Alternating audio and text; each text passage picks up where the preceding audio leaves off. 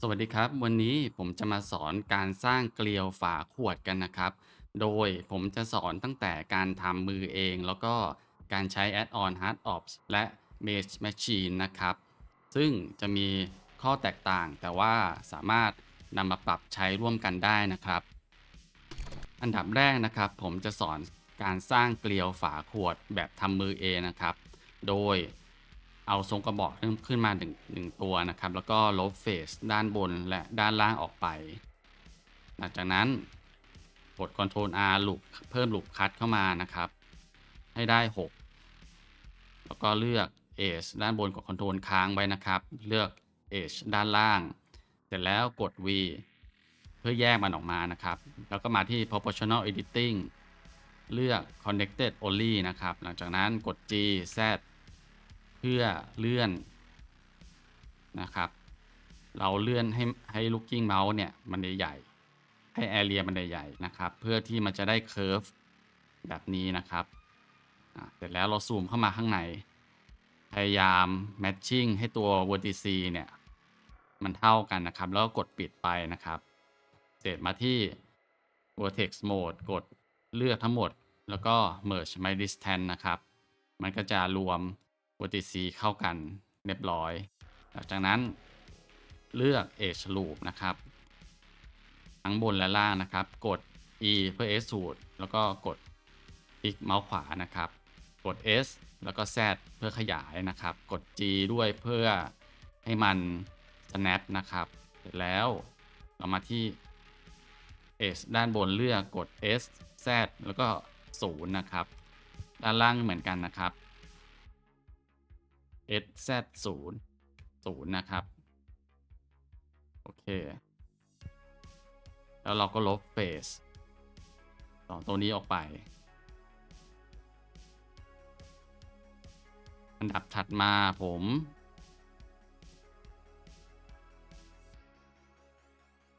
ทำการเลือก Edge ตรงนี้แล้วก็กด F เพื่อ Fill Face ไปนะครับเพราะจะได้เลือก Edge Loop มันได้นะครับอันนี้คือเกลียวที่ผมจะทำหลังจากนั้นกด Ctrl B เพื่อ Bevel แล้วก็เลือกเป็น3 segment นะครับให้ได้ประมาณนี้เราสามารถปรับความหนามันได้เราอยากได้แบบไหนเราก็ปรับได้เลยนะครับ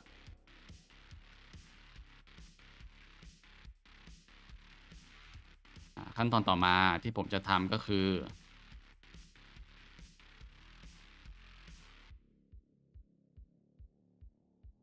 มาเลือก Edge Loop ตรงนี้นะครับแล้วก็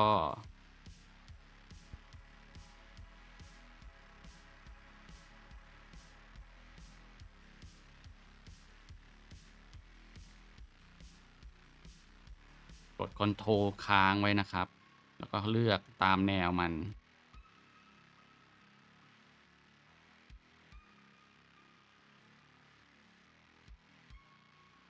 เดี๋ยวผมจะลองนี่ดูกดที่ Sweep Edge ก็ได้นะครับ กด Ctrl Alternate ค้างไว้นะครับเราจะได้แล้วก็เรา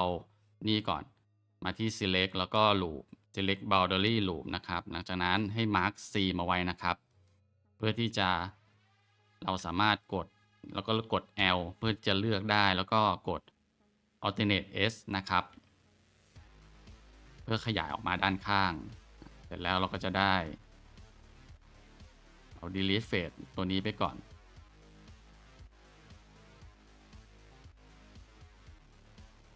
หลังจากนั้นเราเลือก Age ตามนี้นะครับกด F เพื่อ Fill มันนะครับเสร็จเราลอง Inset แล้วก็อันนี้ไม่ได้ถ้าไม่ได้ไม่เป็นไรถ้าไม่ได้เราทำอย่างนี้นะครับเราใช้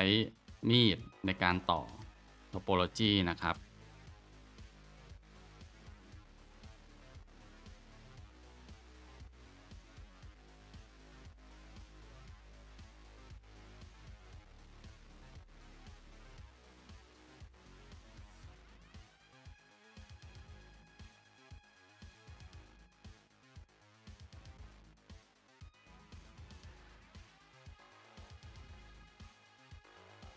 ต่อให้ได้ตามนี้เลยนะครับแล้วก็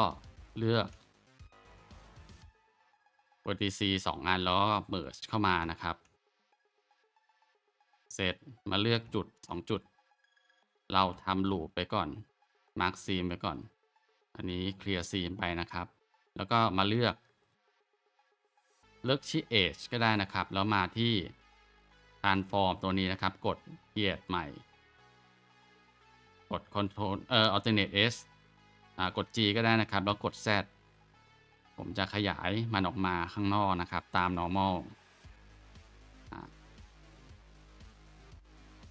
ตรงนี้ก็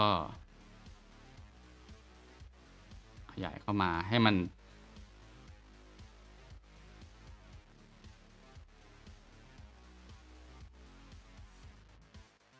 นเป็นเคอร์ฟกันนิดนึง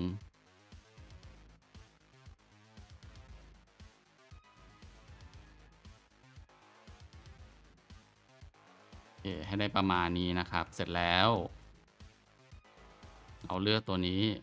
เราลบ2ตัวนี้ไปก่อนเราจะเอามาใส่ไว้ตรงนี้นะครับกด Shift D เลื่อนไปลงมาในแกน Z นะครับแล้วก็กด R หมุน180องศานะครับแล้วก็กด G กด B แล้วก็มาเลือกที่มุมนี้เราให้มัน snap ที่ตรงนี้นะครับ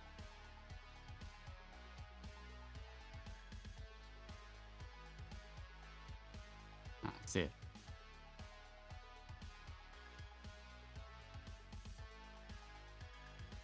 เราทำการ merge vertices ไปนะครับ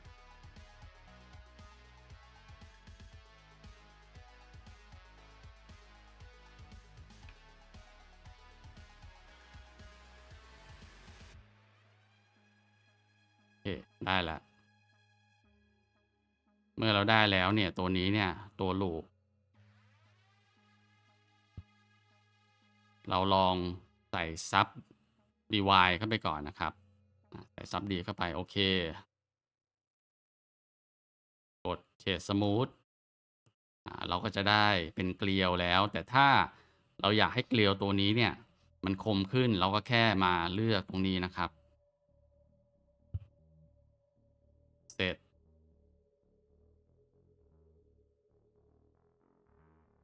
select loop select boundary loop นะครับแล้วก็ bevel มัน2 segment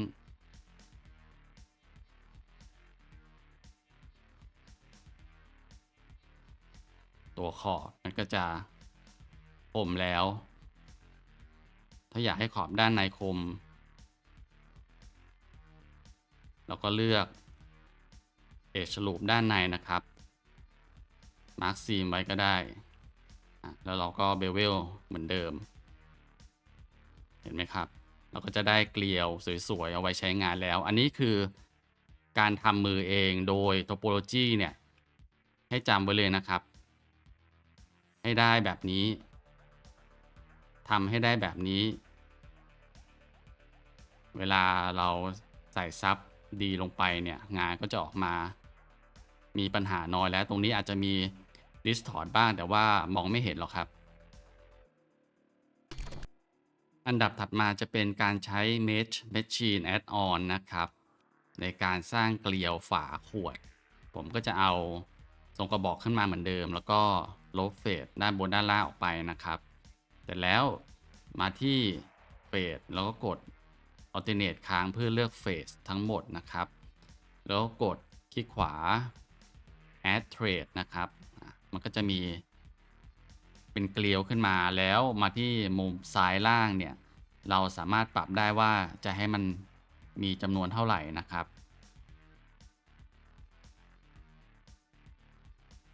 เราสามารถเล่นกับค่าพวกนี้ได้นะครับ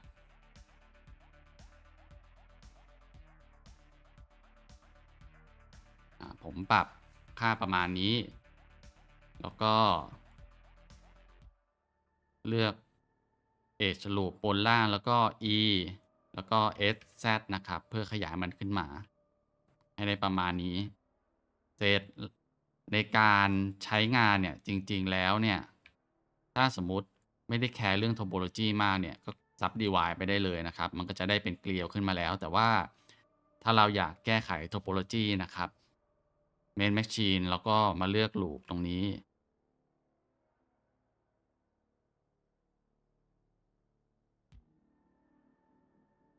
เราเลือก loop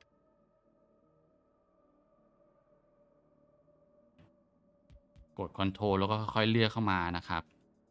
เสร็จแล้วก็ dissolve edge ตัวนี้เข้าไปนะครับด้านล่างก็เหมือนกันด้านล่างเนี่ย dissolve edge แค่ตัวเดียว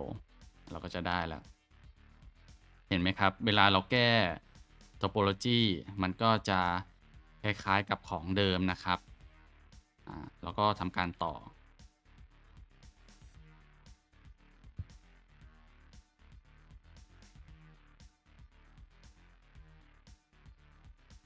ให้ได้แบบเดิมเลยนะครับที่ผมสอนทำมือไป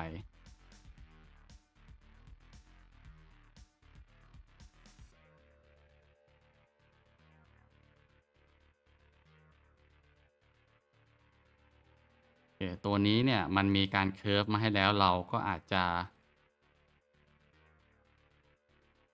ขยับมันนิดนึงก็พอนะครับไม่ต้องเยอะมาก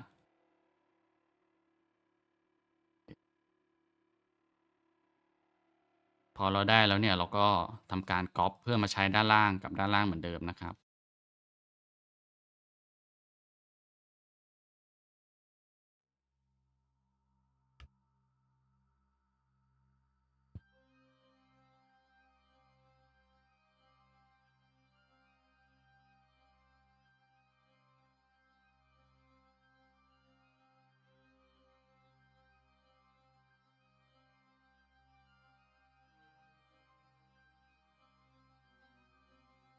แต่ถ้าตัว rotation มันไม่ได้เนี่ย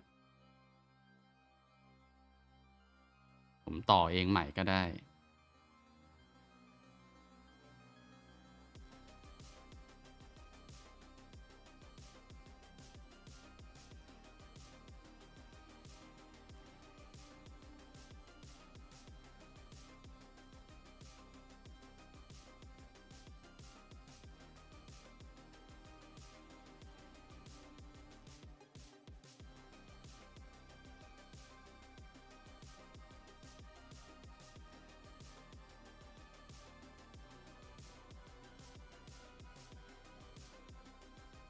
เราทำการเลือก edge loop นะครับแล้วก็ mark C เหมือนเดิมโอเคเมื่อเราทำได้แล้วเราก็ลองเปิดซับดีนะครับแล้วก็เวลาเราที่จะเลือก area ของซีนที่เรามาไว้เนี่ยเรากดมาที่เฟสตัวหนึ่งแล้วก็กด L นะครับมันก็จะเลือกให้ อันนี้ก็เหมือนกันนะครับเรากด L นะครับเสร็จเราจะทำการ bevel ขอบมันนะครับเรามาที่ select loop select boundary loop นะครับมันก็จะเลือกขอบข้างนอกให้นะครับใน edge mode แล้วก็ bevel เข้าไปอันนี้ก็เหมือนกันเราเลือกอีกทีหนึ่งแล้วเราก็ bevel นะครับเราก็จะได้เกลียวนะครับแล้วก็เฉดสมูทอันนี้คือเกลียวที่ทำโดยแก้ไข topology จาก Mesh Machine นะครับแต่ว่าถ้าใครทำงานใน Ngon Workflow เนี่ยไม่จำเป็นต้องแก้ไขนะครับเราก็ใช้เกลียวที่ทำโดย Mesh Machine ได้เลยนะครับสำหรับอันสุดท้ายเป็นคำสั่งใหม่ล่าสุดของ HardOp นะครับซึ่ง HardOp เนี่ยจะมีข้อดีกว่าการทำมือเองแล้วก็การใช้ Mesh Machine ตรงที่ผมสาธิตให้ดูนะครับ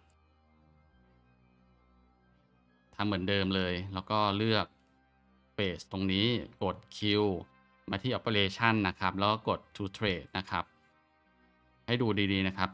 To Trade ของ HashOp เนี่ยมันจะเป็น Geometry Node นะครับด้านขวาตรง Modifier เนี่ยมันจะมีคำสั่งให้เราสามารถแก้ไขได้หมายความว่าอันนี้เนี่ยมันจะเป็น Non Destructive Workflow นะครับ จะแก้ไขได้ละเอียดกว่าของ Mesh Machine นะครับ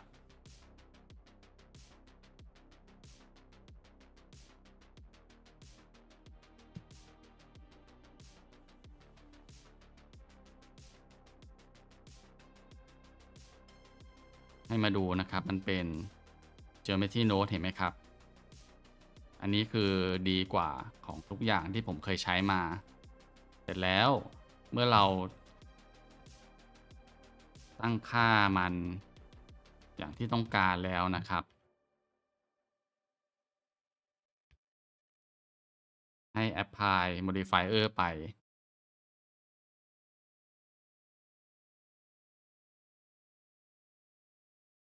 แล้วก็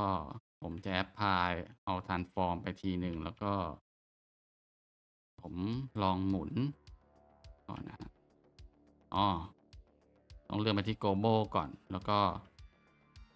หมุนหันหน้ามานะครับอันเนี้ยมันแทบจะไม่ต้องแก้อะไรแล้วไอ้ตรงเฟสที่เป็นไตรตรงนี้นะครับจริงๆแล้วเนี่ยถ้าเราไม่อยากแก้ให้เป็นคอร์สเนี่ยเราสามารถใช้ subdivide ไปได้เลยแบบนี้นะครับเพราะว่าเวลาเรา subdivide ไปเนี่ยตรงนี้เนี่ยมันจะเปลี่ยนเป็นคอร์สให้อัตโนมัตินะครับเพียงแค่ว่าถ้าเราอยากให้ขอบมันคมนะครับเราก็แค่เบเวลตรงนี้